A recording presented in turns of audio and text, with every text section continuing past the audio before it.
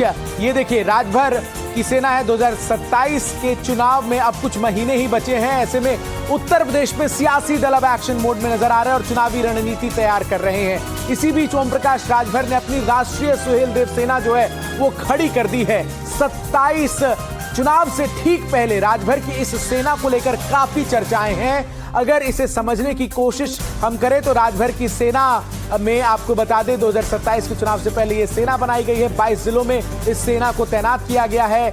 इसके साथ ही साथ आपको बता दें कि चुनाव अभियान में ये सेना जो है वो रणनीति बनाने में मदद करेगी। ओम प्रकाश राजभर का कहना है प्रशिक्षण के लिए घर घर तक पहुंचेगी सेना। युवा सशक्तिकरण, इसके जरिए जो है युवाओं को सशक्त किया जाएगा और इसके जरिए एक नया समीकरण भी साधने की कोशिश करेंगे। कौशल विकास के जरिए जो युवा वोट बैंक है उत्तर प्रदेश का, उस पर ओम प्रकाश राजभर की नजर है। महिलाओं के लिए भी कार्यक्रम होंगे। इसके साथ ही मतदाताओं तक इस सेना के जरिए ओम प्रकाश राजभर की पार्टी की पहुंचने की कोशिश होगी। इसकी ड्रेस आप देख रहे हैं, नीली वर्दी और पीला टैग। इस वर्दी में ओम प्रकाश राजभर के जो सेना के तमाम सदस्य हैं वो आपको नजर आएंगे और इसके जरिए पिछड़ों को साधने की रणनीति बनाते हुए ओम प्रकाश राजभर नजर आ रहे हैं। लेकिन सबका ध्यान खींचा है सेना की इस वर्दी ने और जो रैंक बांटे गए हैं इसमें अलग अलग रैंक भी हैं और जो कंधे पर आपको पीले रंग का बैज नजर आ रहा है, इस बैज पर सितारे भी लगाए जाएंगे, ऐसा ओम प्रकाश राजभर की तरफ से कहा गया है। तो ये सेना बनाई गई है और इसकी तस्वीरें आप देखिए, जिस तरह से तैयारी करते हुए जो सैनिक हैं इनके सेना के वो नजर आए हैं, उसको लेकर काफी चर्चाएं हो रही है। सुभाष प्रमुख ओपी राजभर हमारे साथ जुड़ भी रहे हैं। राजभर साहब, आपकी सेना की तस्वीर हम यहाँ पर देख रहे थे, जरा बताइए कि ये सेना बनाने की जरूरत यहाँ पर आखिर क्यों आपको पड़ गई और ये जो इसका शॉर्ट फॉर्म है ये आरएसएस होता है, इसकी भी काफी चर्चा हो रही है। आरएसएस से प्रभावित है? हमने राष्ट्रीय सुहेलदेव सेना बनाया है, नाम आरएसएस है। इसका उद्देश्य है कि सर्वांगीण विकास, सामाजिक न्याय, शिक्षा, स्वास्थ्य और सुरक्षा के लिए निरंतर कार्यरत ये संगठन रहेगा। वैसे इसका मुख्य कार्य सामाजिक एकता और जागरूकता, समाज में भाईचारा, सद्भाव और समानता पैदा करना है जी। शिक्षा को बढ़ावा देने के लिए जो गरीब कमजोर के बच्चे स्कूल नहीं जाते हैं उनको स्कूल भेजना, उनको शिक्षा के लिए जागृत करना। तो ये सामाजिक भाईचारा सुहेलदेव साहब कैसे होगा? ये आपकी सेना में ही अगर आप बताएं तो किस तरह के लोग इसमें शामिल होंगे, कैसे ये सेना बनी है? देखिए, ये हमारे कमांडर जो आपके स्क्रीन पर आ रहे हैं, हमारे कमांडर हैं। एक ब्लॉक में एक कमांडर, विधानसभा में एक कमांडर और जिले में एक कमांडर है। तो उनको तीनों के रैंक अलग अलग हैं। तो ये लोग गांवों में सैनिक बनाएंगे।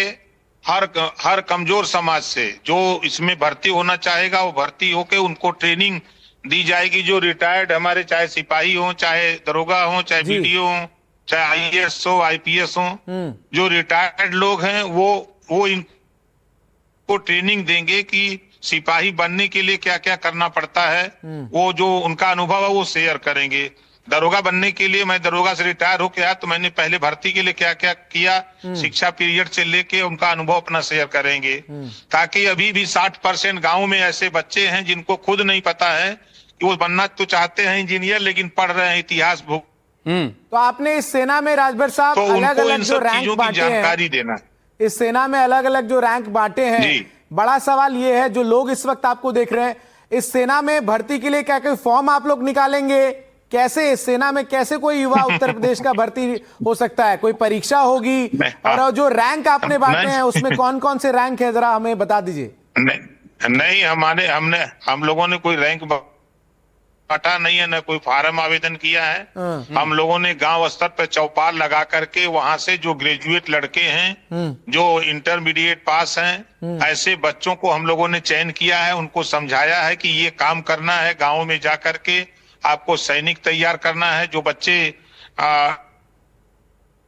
12 में पढ़ रहे हैं, जो जूनियर और हाई स्कूल में पढ़ रहे हैं, ऐसे बच्चों को आपको समझाने की जरूरत है कि वो आगे कौन सा क्या बनना चाहते हैं, उस हिसाब से उस विषय को पढ़ें, न कि वो खाली इतिहास, भूगोल, संस्कृत लेके फॉर्मेलिटी पूरा करें। ये तो अगर व्यापार करना चाहते हैं तो उनको राजभर जी, ये तो आपके कार्यकर्ता भी कर सकते थे। इसके लिए खास तौर पर सेना बनाने का आपको क्या यहाँ पर जरूरत पड़ी?